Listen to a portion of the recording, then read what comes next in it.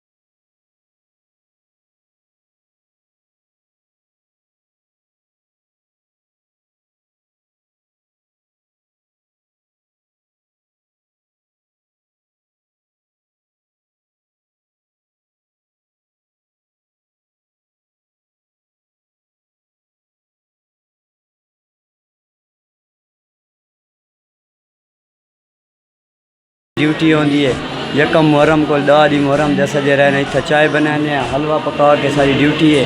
اسا حلوہ تقسیم کرنے ہیں تے لوگ ہی کو جے رہے نا عقیدتاً بہوں احترام نال جے رہے گندن تقسیم بھی کروانے سارے نال اہل سنت دے بہوں جے رہے اچھے دوست بہترین ہی نو بھی سال نال آ کے ہے مدد کروانے کام وچ